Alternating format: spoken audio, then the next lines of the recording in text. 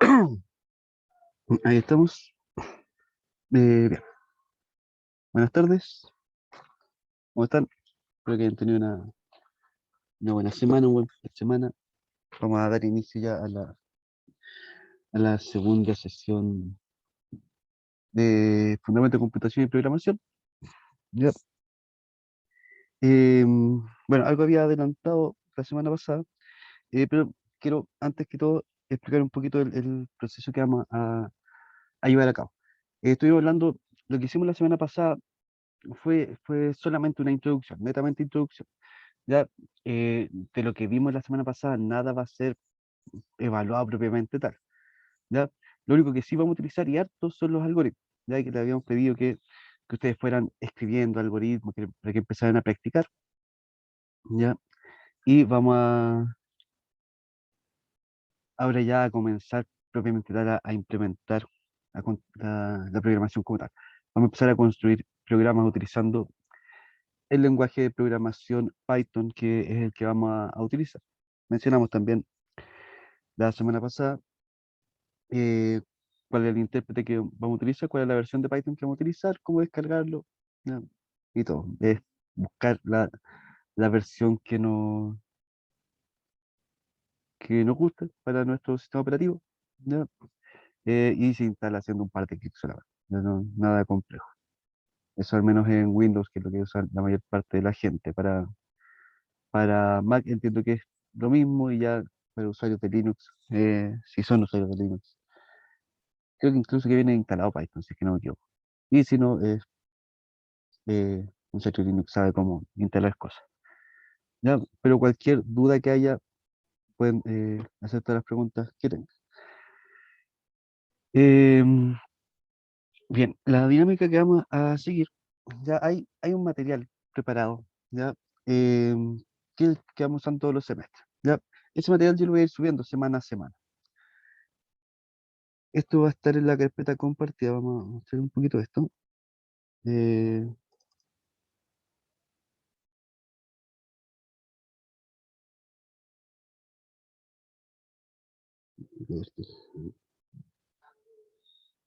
Esta es la carpeta compartida, ¿ya? Esta carpeta yo les di acceso a todos los que me enviaron en la lista del curso. Si hay alguien que no tenga acceso, que me lo informe. Ya esto está en Google Drive. Y entra con la cuenta de correo institucional, se lo va a hacer mucho más fácil. Todo. Bueno, ahí está lo que hicimos en la clase pasada. Ya vamos a revisar. Está el video de la clase pasada. ¿Ya? Bien, esto lo vamos a ver, aprovechar de ver ahora. Se me olvidó la clase pasada, lo subí nomás. ¿Ya? Está la PPT que utilizamos y ese algoritmo que habíamos hecho para cambiar una barra. ¿Ya? Para la clase de hoy, me voy atrás, yo ya subí estos PDF con el material. Este material está hecho muy paso a paso, ¿ya? Es perfectamente leíble, ya leíble para ir haciendo lo que está ahí planeado, ¿ya? Para que lo vayan haciendo. Está hecho para el autoestudio, ya no es necesario que nosotros lo vayamos viendo. Entonces, como hemos visto que esto mejor funciona, yo voy a ir subiendo este material semana a semana, de lo que vamos a hacer la semana siguiente. ¿Ya? Entonces, hoy día terminando la clase, aparte de subir la grabación de hoy, voy a subir también el material que vamos a utilizar la próxima semana, ¿ya? Además de subir las cosas que hagamos hoy día, ¿ya? Los ejemplos. Eh, y lo que yo recomiendo es que ustedes al menos miren esto primero, ¿ya? Y vayan haciendo las cosas, porque no tiene sentido que yo vuelva a releer las diapositivas, ¿ya? Mientras estamos acá. Pero yo sí voy a ir haciendo ejemplos, ¿ya? Muchos ejemplos dirigidos para marcar algún punto en específico, ejemplos típicos, ya para que también aprovechemos el tiempo y vayamos practicando lo más posible, porque lo que requiere este curso es práctica, nada más que eso. ¿Ya? Entonces, el material va a estar ahí para que usted lo pueda ir consultando y igual lo voy a tener abierto, voy a ir mirando cosas para no saltarme nada relevante, ¿ya? Pero después de eso, que de repente lo revisen, la lectura no es muy lenta, ¿ya? Es rápido nos permite ir haciendo cosas. Y también, si lo vas leyendo que vaya tomando nota y vayamos acá resolviendo todas las dudas que hay. ¿Ya? Pero lo voy a usar durante las sesiones solamente de forma referencial, ¿ya? Pero y vamos a ir mostrando distintas cosas. Bien, bueno, y como ya le he dicho, si hay cualquier duda, no tengan miedo en preguntar, abrir los micrófonos y preguntar. Esto lo quiero ver porque lo subí, se me olvidó en verdad la semana pasada. Y estaba ahí como un desafío, que quería que lo hiciera, que lo analizara y lo pensara un ratito. Dice lo siguiente: sin consultar en internet ni pedir ayuda a un tercero, ya, resuelva el siguiente problema para esta clase. ¿Sí? Dice, un explorador se encuentra investigando un sitio donde nunca antes había estado. Hay buen clima, por lo que decide alejarse un poco de su campamento. El explorador sale de la carpa y, brújula en mano, camina 10 kilómetros hacia el sur. En este punto, es decir, tras haber caminado esos 10 kilómetros, gira y camina 10 kilómetros hacia el este, siempre con brújula en mano. ¿Ya? Al llegar ahí, a esos 10 kilómetros al este, vuelve a girar y camina 10 kilómetros hacia el norte, llegando de nuevo a su campamento. Al acercarse al campamento, escucha ruidos raros y se da cuenta de que dentro de esta carpa hay un oso que se está comiendo todas las provisiones. Ante esta situación de emergencia, la pregunta es, ¿de qué color es el oso? No se habían escuchado el problema, lo habían visto. O si no, no importa, primera vez. ¿De qué color es el oso? Es un poco ridículo esto, pero esto tiene mucho que ver con lo que vamos a hacer en este curso.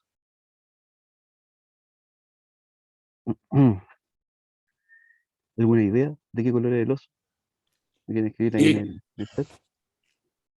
Uno, el hombre está perdido ¿Ya? ¿Por qué? porque es imposible llegar a ese mismo punto habiendo buen clima, porque en los polos hay clima, el clima helado, y ahí dice hay buen clima, entonces tiene que estar, no puede estar en los polos. La única forma de llegar al mismo punto haciendo un triángulo es siendo un polo, ¿o no?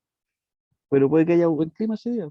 Pero ese no es buen clima. Yo investigué y es como una tundra, y ese no es buen clima. Supongamos que está despejado, pues no está lloviendo, no, Ah, no está ah, nevando. entonces blanco, ¿Ya? ¿Por qué sería blanco? porque la única forma de bajar 10 hacia el sur, 10 hacia el este y subir 10 y llegar al mismo punto, hay que estar en un polo. ¿Ya? ¿Y sería blanco entonces? Sería blanco en ese entonces, siempre y Ya, cuando el buen clima lo saquemos de la oración. ya, perfecto. Entonces cambiémosle que no hay buen clima.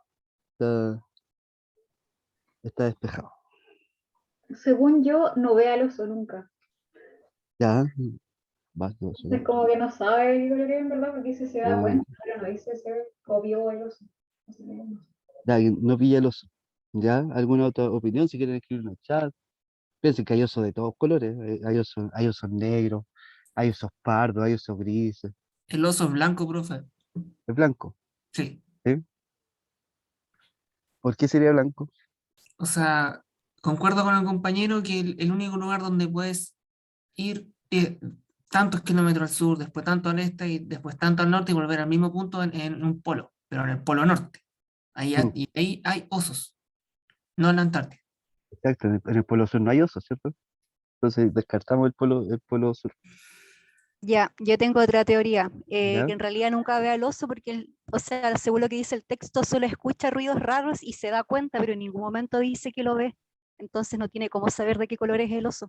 Mm, ya, ya está bien, está bien.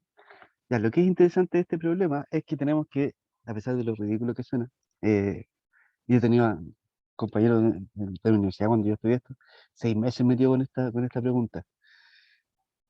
Es que esta pregunta nos da todos los datos necesarios, pero requiere que apliquemos un poco de lo que nosotros ya sabemos, ¿ya? El análisis que se hace, todos los análisis acá están bien, ¿ya? Pero hay un punto crítico, ¿ya? El de dónde está ubicado el explorador, porque dice que está en un lugar donde nunca estaba antes. Eso no nos da información. Pero la información interesante es cuánto camina, que camina 10 kilómetros hacia el sur 10 kilómetros hacia el norte, o sea, perdón, 10 kilómetros hacia el sur, 10 hacia el este y 10 hacia el norte. Entonces, si lo vemos en un mapa, el típico mapa en dos dimensiones, diríamos 10 hacia el sur, 10 kilómetros hacia el este, 10 kilómetros hacia el norte, y si parte del campamento, nosotros decimos, pero no llega ninguna forma de campamento. ¿Dónde podría darse eso? Claro, solamente si pensamos en el mundo como una esfera, bueno, eso entenderán que simula una esfera, y supongamos que aquí está el polo norte, porque en el polo sur no hay oso, ¿ya? Ahí podrían caminar 10 kilómetros hacia el sur, hacia donde sea que camine, desde el polo norte va a ser hacia el sur. Después hacia el este estaría siguiendo la circunferencia, estaría marcando un radio un arco de circunferencia de radio 10, y después subir de nuevo 10 kilómetros, volvería ya al punto de partida. Entonces, eso es posible, primero, es posible hacer ese recorrido, pero solamente en uno de los polos. Eso es lo primero y lo que causa toda la extrañeza, ¿ya? Entonces ya tenemos un análisis de decir, la información es un poco extraña. ¿Es posible? Entonces cuestionar esa información. Si es posible, ya si descubrimos que es posible, perfecto. Ahí ya podemos seguir el análisis. Bueno, y ahí ya está todo. Digamos que eso puede ser en uno de los polos solamente, tal como dijo el compañero, en el polo sur no hay oso. Entonces tenemos que estar necesariamente ubicados en el polo norte. Y si estamos en el polo norte, lo más probable es que sea un oso polar. Ya yo no sé si se han avistado osos de otro tipo en el polo norte. O sea, ni siquiera sé si llegan los osos polares en el polo norte. Si existen, lo más probable es que sea un oso polar. ¿Ya? Entonces acá lo relevante es el análisis que tenemos que hacer, ¿ya? De tomar un enunciado y empezar a sacar la información, porque eso nos va a pasar mucho. Muchos de los problemas que vamos a trabajar no nos van a decir explícitamente qué tenemos que hacer. Vamos a tener que investigar, vamos a tener que empezar a mirar, empezar a leer un poquito entre líneas. Eh, y el que será, dame un segundo.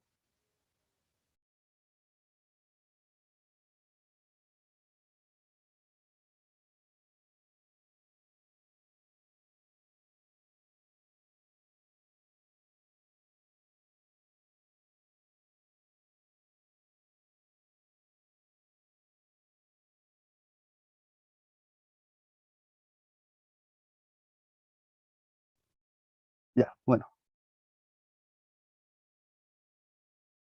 Entonces eso es interesante, ese análisis que tenemos que hacer es relevante porque lo vamos a tener que hacer, cuestionarnos muchas veces el cómo resolvemos un problema, ¿ya? Y aquí va también lo linkeamos de nuevo a algoritmos, cómo proponemos eh, atacar esta información para poder resolver el problema, cómo empezamos a analizar la solución y empezamos a trabajar con ella, ¿ya? Entonces, esto sirve mucho para ir abriendo un poquito la mente, empezar a buscar juegos de ingenio de este tipo, como, y resolverlos, obviamente sin ayuda. ¿Para qué? Para que nosotros resolvamos el problema. Porque, como les dije la semana pasada, cuando nosotros resolvemos un problema, cuando nos enfrentamos a un problema, no sabemos cómo salir, y estamos ahí y le damos vuelta hasta que encontramos una solución, esa solución después no se nos va a olvidar. Y si nos encontramos un problema parecido, vamos a tener esa experiencia de haber resuelto un problema similar antes. Y vamos a, por tanto, tener ya una noción de cómo atacar. No vamos a partir desde la nada intentando resolver el problema. ¿Ya? Es por esto que sirve mucho más que ver cómo se resuelve un problema, resolverlo uno mismo, intentarlo. Y ya si fallamos, si ya no le damos vuelta, preguntar, ver alguna solución. Pero ya tener la experiencia esa, no sabía por dónde ir, y aquí estaba la puerta que me permite salir. Bien, y eso ahí darle de una vuelta a este problema es bien llamativo. Como tú dices, así como, ¿qué color es la primera reacción? ¿Y qué tiene que ver el color del oso? Y tiene harto que ver. Bien, bueno, entonces, ¿a qué vamos ahora? Vamos ya a comenzar a trabajar con vamos a dar los primeros pasos con este lenguaje de programación. Ya el objetivo esta este primer módulo, ¿ya? Va a ser que aprendamos los conceptos más básicos y que vamos a profundizar en el futuro y que de aquí vamos a empezar a utilizar siempre, ¿ya? Todos estos elementos que vamos revisando los vamos a ir utilizando en cada clase siguiente. Ya toda la materia va siendo siempre acumulativa. Pero como dice ahí, programar no es ni más ni menos que dar órdenes, escribir una serie de órdenes, tal como lo vimos la semana pasada para preparar el sándwich, como escribimos las instrucciones para cambiar un neumático, ¿ya? Eh, pero de forma que el computador lo pueda entender. ¿Y cómo lo va a entender el computador? Cuando lo escribamos en un lenguaje que diseñado para el computador, que en este caso va a ser Python. Nosotros hablamos de cómo instalar Python en la sesión pasada, ¿ya? Y aquí mismo en Windows, Python queda instalado. Y cuando lo instalan van a quedar hartas cosas instaladas. Ya vamos a abrir. No sé si se está compartiendo se alcanza a ver el menú de inicio del computador, ¿no? No sé si se ve. ¿No? Sí, profe, se ¿Sí? ve. ¿Se ve? Ya. Entonces vamos a buscar aquí lo que queda instalado para que analicemos lo que viene. Y por acá está Python. Ya. Cuando se instalan varias cosas. Y acá las podemos ver. Está este programa que se llama idle, ya dice Python 3 punto algo, que es la versión de Python. En este caso yo tengo la versión de 64 bits. Hay otro que dice directamente Python 3.7, ya, pero si no nos sirve. Y esta es la documentación. ¿Ya? Idle es el intérprete de Python. Es el programa que vamos a utilizar, es un entorno de desarrollo de Python muy sencillo, el más básico que puede haber y que es más que suficiente para lo que queremos hacer. ¿Ya? Entonces lo voy a abrir. ¿Cuál es el otro? Es Python 2.3.7 que aparecía ahí. Eso es simplemente el intérprete de Python, pero por línea de comando. Entonces es solo el intérprete. Idle es un entorno mucho más grande, entonces tiene muchas funcionalidades que vamos a necesitar para trabajar de forma cómoda. Cuando abro Idle, puede que la primera vez se demore un poco, vamos a tener esta ventana. ¿Ya? Es la configuración básica, es fondo blanco con letras negras. Esto lo podemos cambiar si desean, no hay ningún problema. Y bueno, yo tengo también la letra más grande porque como clase, vamos a mostrar la imagen más grande para que se vea cuando lo proyectamos, por ejemplo, o aquí mismo. ¿Ya? Como yo no sé con qué dispositivo están leyendo, en letra lo más grande posible. Y acá, este es el intérprete. El intérprete está listo para recibir instrucciones en Python y ejecutarlas directamente.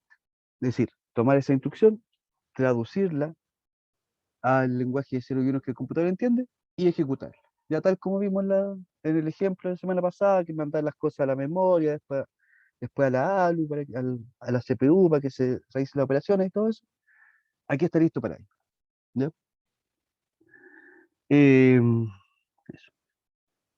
Cosas distintivas del el intérprete propiamente tal, porque vamos a hablar del intérprete después del editor. Eh, Tenemos que nos va a mostrar la versión de Python con la que estamos trabajando, el número, la versión real, cuando fue compilado, etcétera. Ya yo tengo esta versión antigua, insisto, si es 3 punto algo, un poco más, da lo mismo. No nos afecta mayormente para lo que vamos a trabajar. ¿Ya? Quiere decir que sea una versión 3 hacia arriba, ¿ya? Porque ahí de Python 2 a Python 3 cambió mucho. ¿Sí? Y otra cosa interesante que acá encontramos es este símbolo, que son esos tres símbolos de mayor, ¿ya?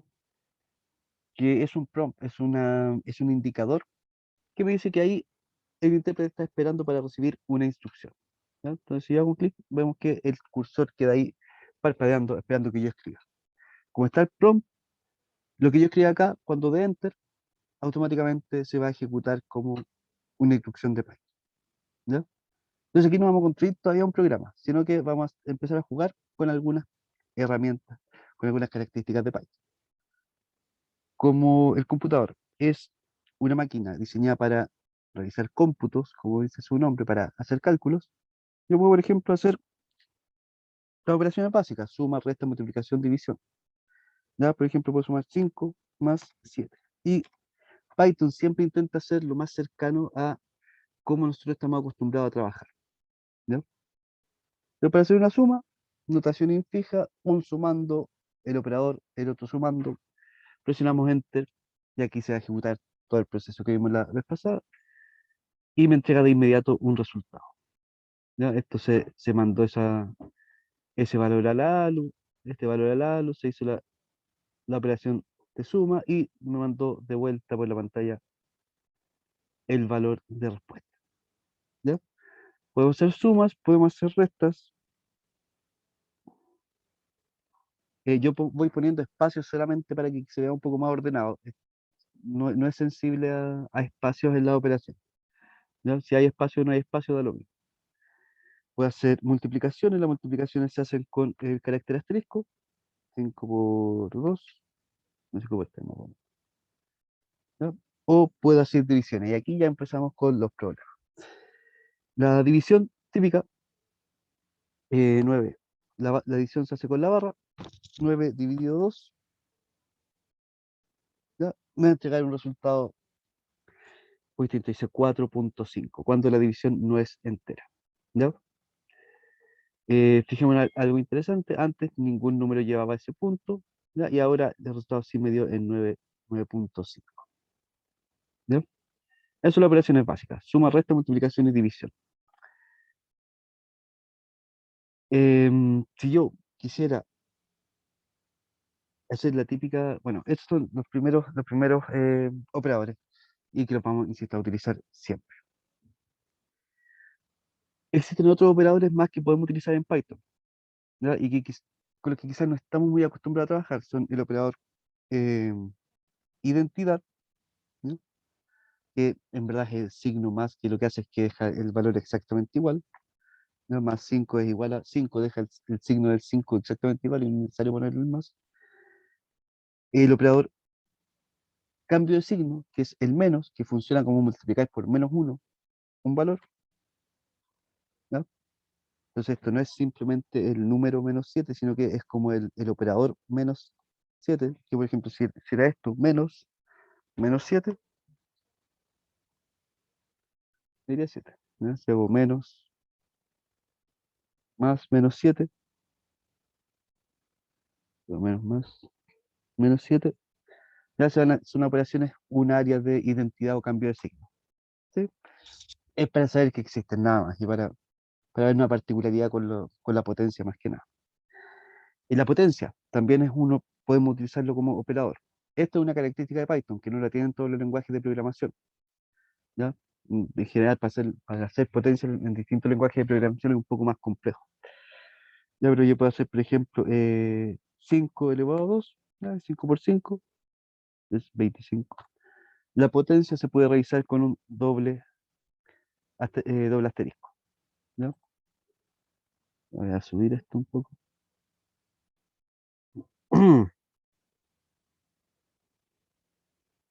Otro típico, 3 elevado a 3. Ya, 3 por 3 es 9, 9 por 3 es 81. Perdón. 9. Perdón, ¿qué estoy hablando? 3 por 3, 3 por 3 es 9, 9 por 3 es 27. Perdón, ya no sé ni multiplicar. ¿Ya? Ahí sí. ¿Bien? Estos son operadores básicos. Hay unos operadores que estamos un poco menos acostumbrados a utilizar. ¿Ya? Quizá el cambio de signo, de identidad, nunca lo utilizamos porque es muy transparente para nosotros. La potencia quizás también es más sencilla de entender. Pero existen otros operadores. Por ejemplo, el operador módulo. El operador módulo lo que hace es entregarme la parte entera de la división. ¿Ya? Por ejemplo, así yo aprendí a dividir cuando nos decían, por ejemplo, el número 17, ¿ya? Este era el dividendo, el divisor, supongamos 17 dividido por 3. ¿Ya? Y teníamos acá el cociente, que era uno de los resultados, que era cuántas veces el 3 cabe en el 17. Entonces el 3 en el 17 cabe 5 veces. ¿Ya? Y eso es el cociente, el resultado de la división entera. 5. ¿Y cuánto sobra? Nos decían cuando aprendimos a dividir por ahí en segundo, tercero básico. Decían, a ver, 3 por 5 es 15, y para llegar a 17 tenemos un 2 que es el resto. ¿Sí? ¿Me siguen hasta ahí? Ya, nosotros podemos obtener tanto el cociente como el resto. ¿Ya? El operador módulo es quizás el más extraño, el que estamos menos acostumbrados a utilizar. ¿Ya? El operador módulo nos entrega el resto de la división entera. Entonces yo hago 17 y el operador resto se realiza con el símbolo de porcentaje. Eso se lee 17 módulo 3, que es la operación que dibujamos ahí. Va a decir que el resultado es 2. El resto de la división entera, lo que aquí dejamos marcado dentro de un cuadradito. ¿Ya? Y si yo quiero el cociente, el resultado de la división entera, exactamente, sin que sea 5 puntual, ¿ya? Lo hago con una doble barra. ¿Ya? Entonces 17 división exacta con el 5, división entera con 5, 3. ¿Ya? Entonces así podemos obtener esos otros valores. Ya, estos operadores son un poco extraños, quizás no estamos tan acostumbrados a utilizarlos, pero son útiles. ¿Ya? Por ejemplo, ¿dónde podemos ver que estos operadores se utilizan a diario? ¿Ya? Que también para nosotros es transparente. Si ustedes van a su root, ya se van a fijar que aparte del número, hay un dígito verificador. ¿Ya? Hay un guión y después un número. Ya, ese número, el dígito verificador, se calcula a partir del número de root. ¿Ya? ¿Y cómo se calcula? Bueno, se hace una serie de operaciones, quizás más adelante lo hagamos como ejercicio, y se obtiene un número y ese número se divide por 11 y se toma el resto. ¿Ya? Y ese resto es el dígito verificado. Entonces, si al hacer la división por 11 sobran 10, ahí es cuando se utiliza la K. ¿Ya? Vale, que como cultura general. Me quedan que una operación que se realiza en ciertos. No estamos acostumbrados a utilizarlo, lo vamos a usar en algunos casos bien específicos y nos va a ser bien útil cuando aprendamos a utilizar. Entonces, estos son los operadores básicos que tenemos. Ahí lo vemos que acá, insisto, está detallado para que ustedes también lo puedan ir viendo al mismo tiempo. Y aquí llegamos a algo interesante. Los operadores tienen cierta precedencia y esta es la primera lección que tenemos que aprender siempre, que no se nos puede olvidar nunca. Todos los operadores tienen cierta precedencia. Hay un orden en que se van resolviendo, ¿ya? Y esto explica muchas veces algunos resultados que nos entrega el intérprete, y si no entendemos la precedencia, nos cuesta un poquito verlo. La precedencia es siempre en este sentido, de arriba hacia abajo y por niveles. ¿Ya? Cuando hay, cuando hay operaciones del mismo nivel, se realizan siempre dependiendo de su asociatividad. ¿Ya? Generalmente de izquierda a derecha, excepto por la potencia. Entonces, ¿cuál es la precedencia? Primero se van a realizar todas las operaciones de exponenciación de potencia. Después todas las operaciones de cambio de signo. ¿Ya? Después la multiplicación, división, módulo, y después la suma y resta. ¿Ya? Esto también, cuando nosotros aprendimos a hacer operaciones, también decían siempre primero las multiplicaciones, después las sumas y restas. ¿Ya? Aquí lo mismo, solo que agregamos el resto ¿cómo se llama? De la precedencia, que para nosotros es un tanto invisible, porque dependiendo de la notación, nosotros pasamos por alto la precedencia, ¿no? Por la forma de notar, no sé, por ejemplo, 2 elevado a 3 más 5, ya lo dibujamos así. Entonces, sabemos que tenemos que calcular primero 3 más 5 y después hacer 2 elevado a 3 más 5, ¿no? Entonces ahí ocultamos un poquito la precedencia. Pero aquí tenemos que tenerlo presente. ¿Ya? Entonces, si yo hago una operación como esta, 5 por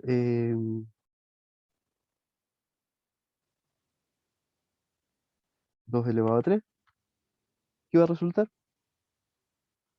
Me da 40. ¿Por qué da 40? Porque por presencia lo que primero se va a resolver va a ser 2 elevado a 3. 2 elevado a 3 sabemos que es 8. 2 por 2, 4. 4 por 2, 8. Y 5 por 8 es 40. ¿Sí?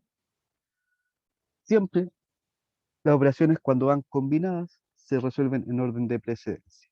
¿Ya? Y de ahí vamos a ver un ejemplo un poco más grande. ¿Qué pasa con la asociatividad? Ya cuando tengo de operaciones de la misma, del mismo rango. 5 menos 2 más 4. Más 4. Y sí. Se resuelven por la asociatividad, siempre de izquierda a derecha. Esto es siempre de izquierda a derecha, excepto en la potencia. ¿Qué va si yo hago esto? 2 elevado a 3 elevado a 2. ¿Cuánto creen ustedes que debería dar? 2 elevado a 3 es 8. 3 elevado a 2 es 9.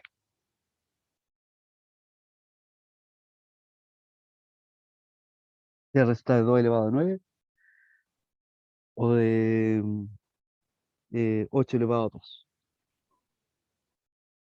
8 elevado a 2 es 64.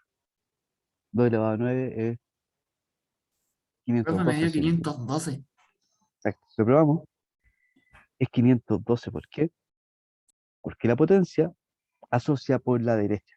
Entonces, en este caso, se van a ejecutar primero las operaciones que están más a la derecha, ¿no? Entonces se hace 2 elevado a el resultado de 3 elevado a 2. 3 elevado a 2, ¿cuánto es? 9. Entonces, si lo reemplazamos acá, vemos que la otra es 512. ¿Ya? Eso es el único cuidado que tenemos que tener en el poco probable caso de que tengamos potencias de potencia. Algo que tengamos, por ejemplo, algo. Esto si lo escribiéramos con letras, con lápiz, sería algo así. Sería 2 elevado a 3 y ese 3 elevado a 2. Entonces entendemos que tendríamos que hacer esto primero. ¿Ya? Ojo, la presencia no es algo en verdad trivial, pero si no estamos practicándolo constantemente, se nos puede olvidar. ¿Ya? De hecho, está lleno, lleno, lleno en redes sociales, en Facebook, en Instagram, de publicaciones que tienen una operación y con multiplicaciones y sumas. Y, y la mayoría de la gente que responde la responde mal. Y la presencia es algo que todos vivimos en el colegio. ¿Ya? Em, bueno, ¿cómo se ve la presencia, por ejemplo, en el caso de la potencia y los cambios de signo? ¿Ya? Ahí tenemos un ejemplo simple, es que hace fácil, tenemos menos 3 al cuadrado. Esto va a dar menos 9. Decimos, ¿pero por qué? Porque ese menos 3, ese menos, está funcionando como la operación cambio de signo. Entonces, como la potencia tiene mayor presencia, se hace primero 3 elevado a 2 y, y el resultado de eso se le cambia el signo. Por eso da menos 9. ¿Ya? Porque la potencia tiene mayor presencia que el cambio de signo. Hay una... Ojo, esto insisto, es trivial, es simple, pero simplemente hay que acostumbrarse a ser bien, bien, bien metódico. ¿Ya? Mi recomendación, mientras no estemos perfectamente acostumbrados, mientras hayamos hecho unos 1000 ejercicios, no nos saltemos pasos, ni tratemos de saltarnos operaciones aritméticas, ¿ya? O de hacerlas todas en una sola línea, porque si la operación es muy compleja, es altamente probable que cometamos errores, ¿ya? En matemática uno tiende a hacer todas las operaciones lo más concisas posible. Acá no, acá lo que conviene es todo lo contrario, ¿ya?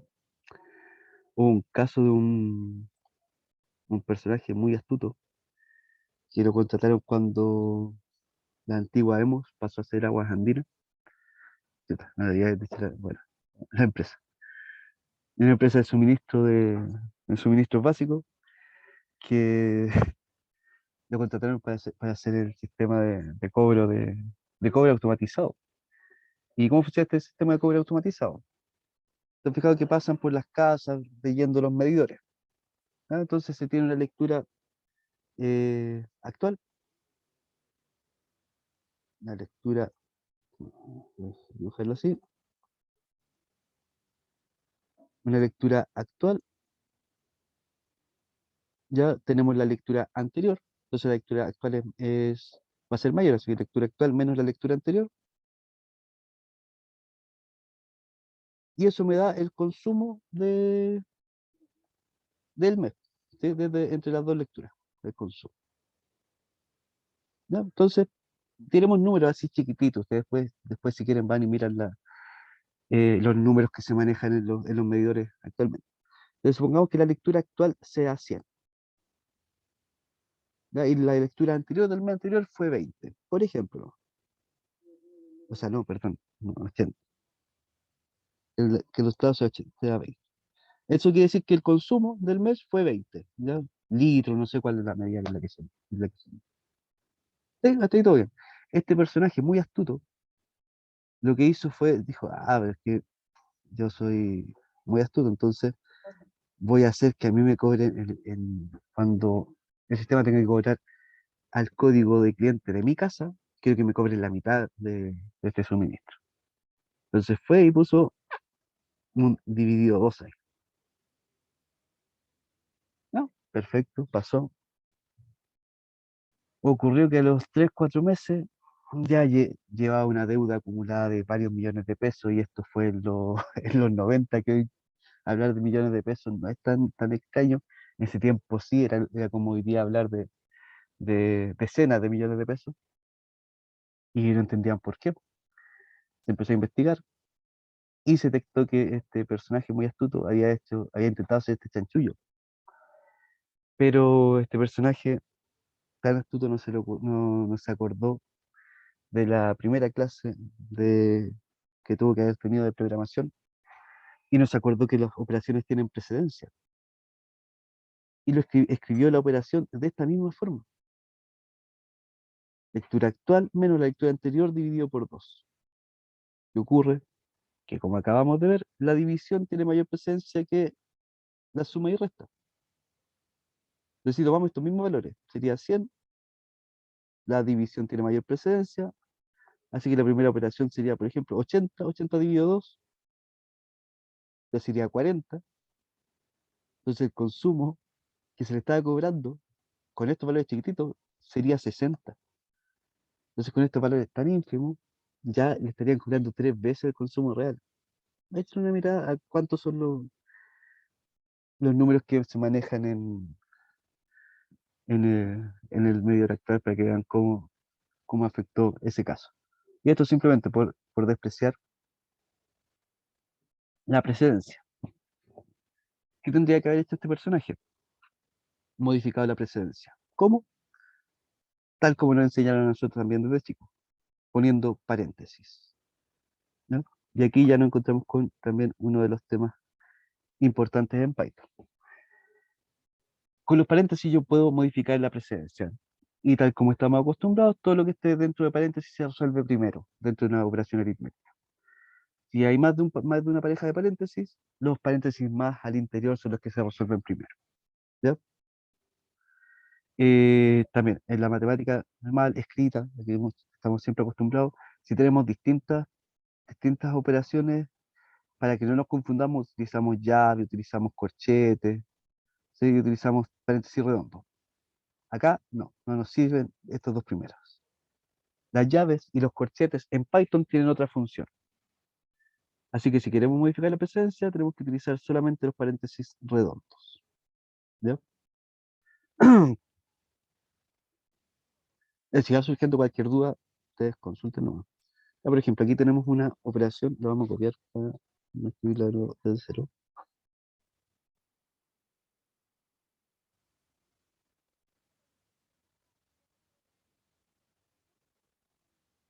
Voy a tomar este ejemplo porque utiliza todas las operaciones, nada más que eso y nos sirve para ver el próximo tema. Ya, si yo ejecuto esta operación, me dice que el resultado es 5.0. ¿Cómo se fue resolviendo? Siempre por precedencia. Entonces, por presencia, aquí está el desarrollo paso a paso. Entonces, primero la operación de potencia, 4 elevado a 2, resultado de 16. Después, los cambios de signo e identidades. Hay un cambio de signo acá arriba, es -2. Ah, no cambiamos, insisto, aquí esto afecta solamente en el, ¿cómo se llama? En- cuando hay potencia. ¿Ya? Bueno, bueno, de ahí voy a volver con eso, lo de la potencia. Entonces, cambio de signo y después ya, siguiente nivel de presencia, nivel 3 de presencia, multiplicaciones y divisiones y resto. Como hay varias, se va resolviendo de izquierda a derecha. Aquí, por ejemplo, -2 se multiplica con 9, da -18. -18 dividido por 6, como es división simple, división estándar, da -3.0. De ahí vamos a decir por qué se está ese 3.0. Después hay una división entera, 16 dividido 3 es 5 división entera. ¿Cuántas veces cabe el 3 en el 16 nada más? Después está el módulo, 5 módulo 3.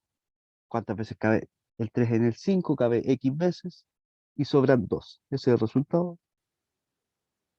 Y en este punto ya nos quedan solo multiplicaciones, o sea, solo suma y resta. -3 más 5 sería 2, más 2 sería 4 y más 1 sería 5 el resultado que obtuvimos. Si pusiéramos paréntesis, acá vamos a poner varios paréntesis, vamos a ver que el resultado va a cambiar, obviamente, porque las operaciones se realizan distintas. Vamos a meter, por ejemplo, 6 más 4 que queremos que se resuelva al principio. Y bueno, y ese menos 2 se multiplique por el resultado de esta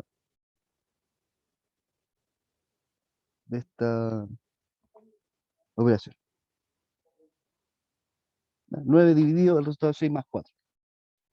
Sí, y eso va a ser lo primero que se resuelva, entonces después se va a empezar a multiplicar -2 por... O sea, no, primero se va a resolver el resultado de 9 dividido 6 más 4 elevado a 2 y de ahí se va a empezar a resolver. Entonces ahí cambiamos totalmente el resultado, ¿no?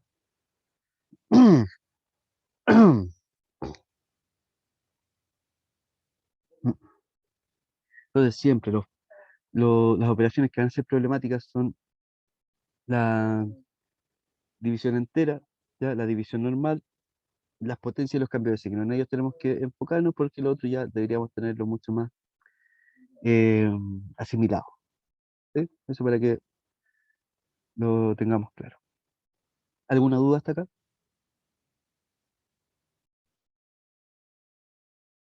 Listo, si hay cualquier duda, hablen del micrófono, pregunten, nos escriban en el chat. eh, no hay ningún problema.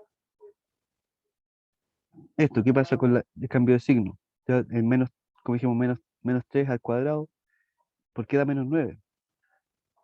Porque por precedencia 3 elevado a 2 es 9 y luego se hace el cambio de signo. Si yo quisiera hacer cuánto es el valor del número negativo, -3 al cuadrado, ahí sí sabemos que 3 por 3 es 9 y menos por menos sería más y eso sería un valor positivo. Entonces ahí con el paréntesis nos aseguramos de hacer la operación correcta, ¿ya? Así que ojo, no es llegar y traducir, escribir literalmente, sino que hay que interpretar un poquito para darle la instrucción correcta al computador. Bien. Eh, bueno, los paréntesis, la precedencia, varios paréntesis. Recuerden siempre utilizar varios paréntesis. Recomendación, si hay más de un paréntesis, verificar que los paréntesis estén balanceados. A qué nos referimos con balanceados, que hayan tanto de apertura como de cierre. Hay dos de apertura, hay dos de cierre. ¿Ya?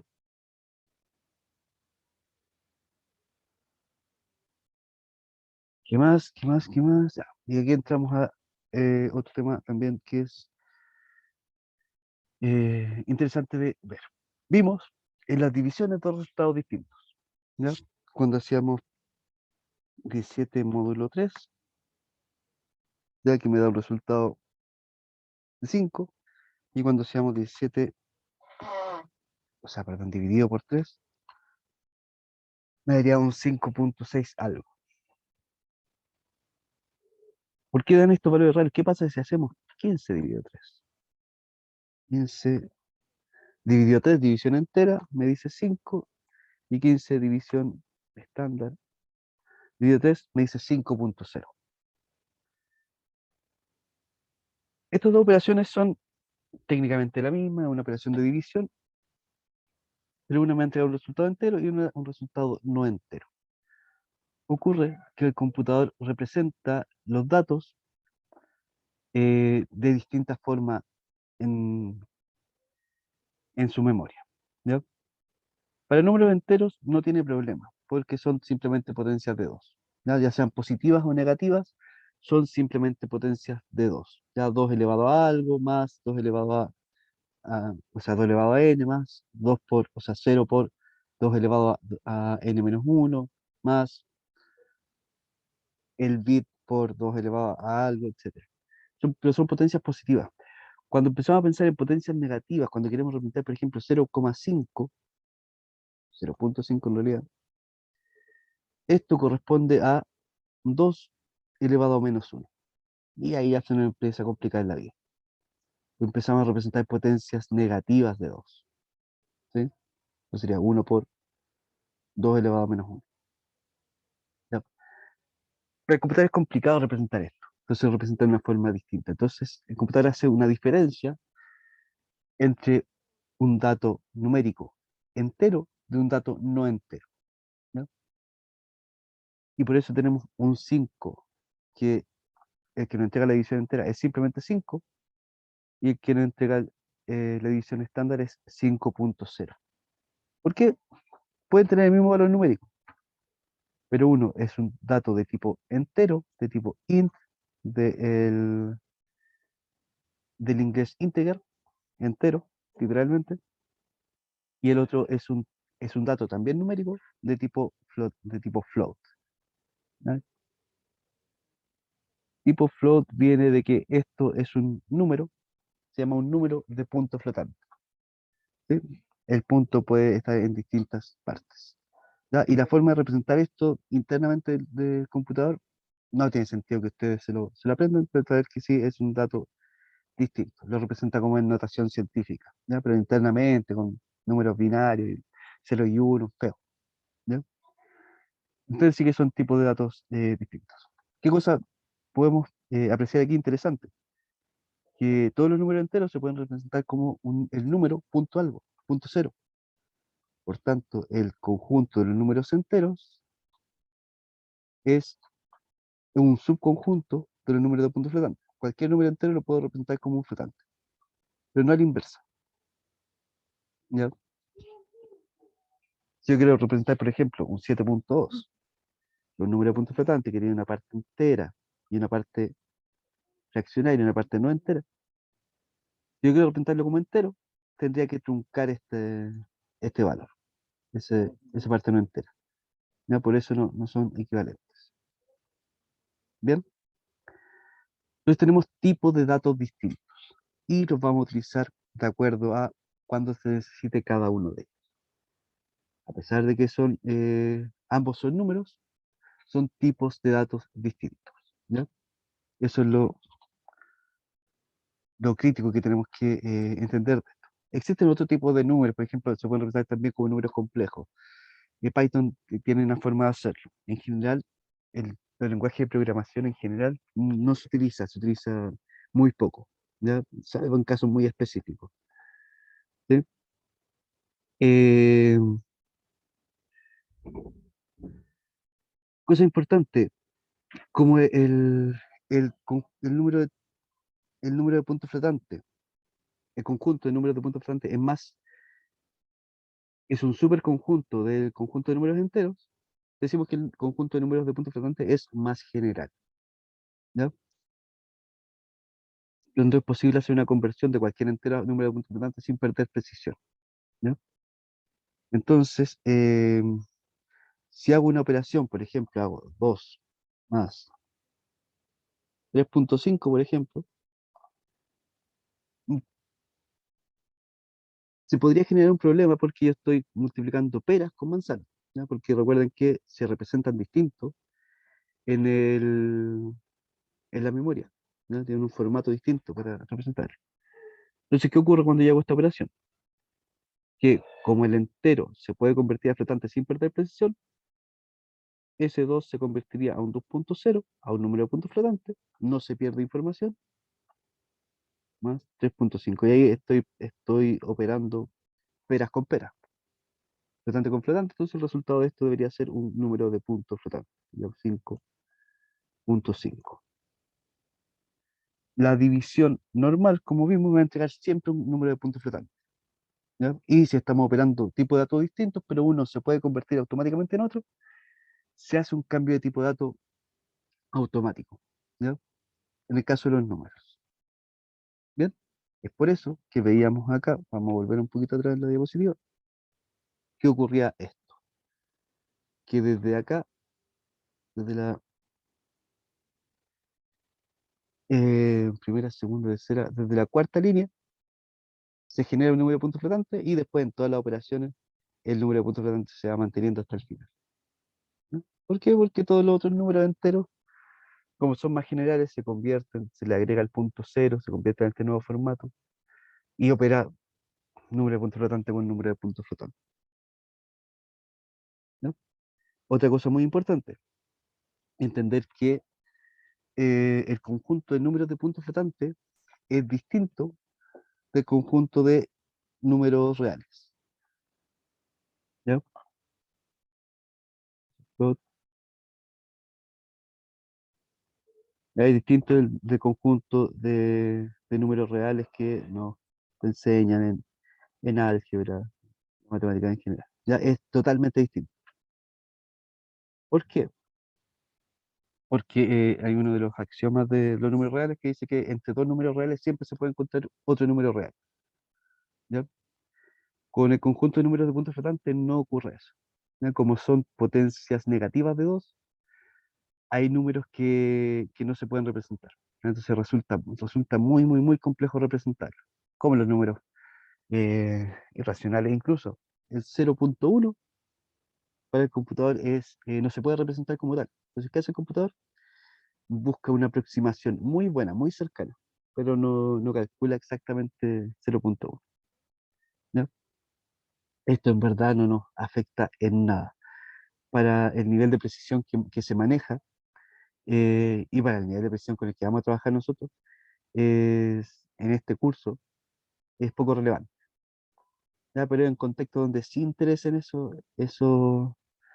esas mínimas imprecisiones, sí puede ser importante, ¿no? Les comento esto, hay un caso muy conocido, lo que ocurrió con los misiles Patriot, con el sistema de misiles Patriot, ¿ya?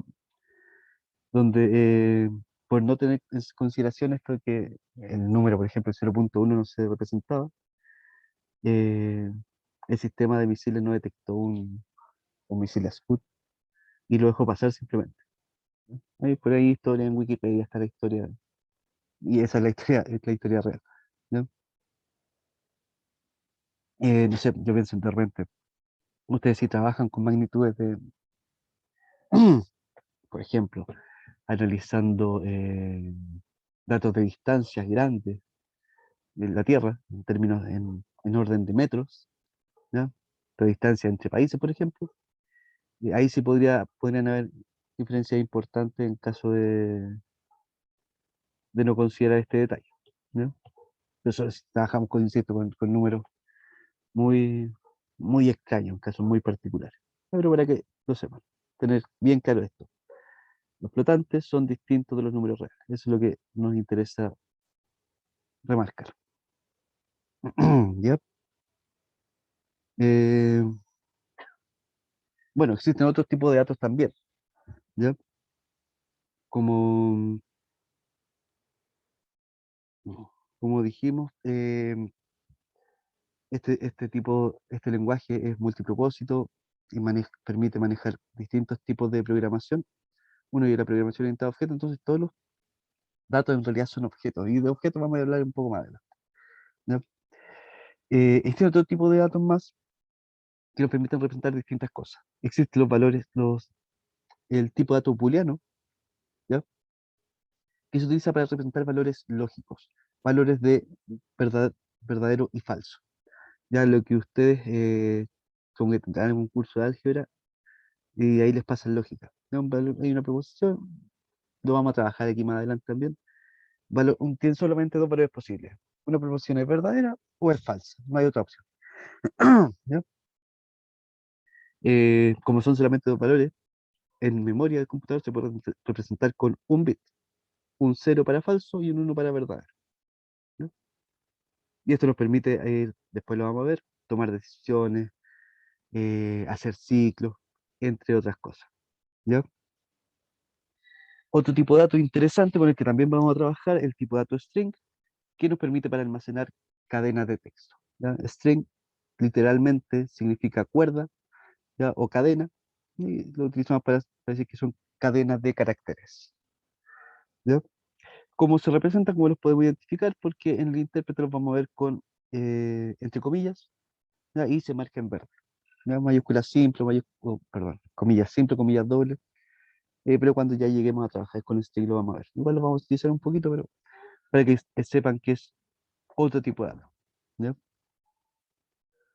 Em, Como dijimos, es posible hacer cambio de tipo de datos, así como vimos de entero a flotante, que sería automático, pero nosotros también podemos forzar los cambios de tipo de datos. Y para eso utilizamos un concepto también de la matemática que son las funciones. Hay funciones que nos permitan cambiar a tipo de datos. Por ejemplo, si yo tomo un valor, voy a usar la función float y lo cambio y quiero convertir a flotante un 8, que es un número entero, me va a entregar la versión de el 8 como un número de punto flotante. ¿Ya?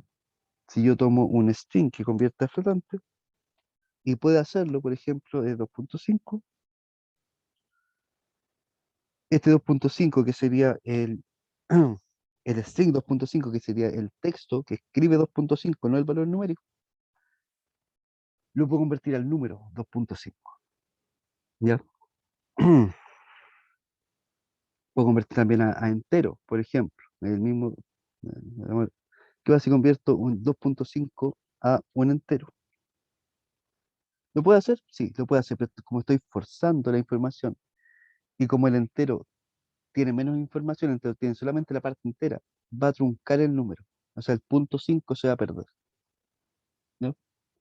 Entonces, esto se conoce como typecasting, ¿ya? O casting simplemente, y lo que nos permite es cambiar de un tipo de dato a otro, hacer, entre comillas, forzar este cambio y vamos a ver algunas situaciones en las que es necesario.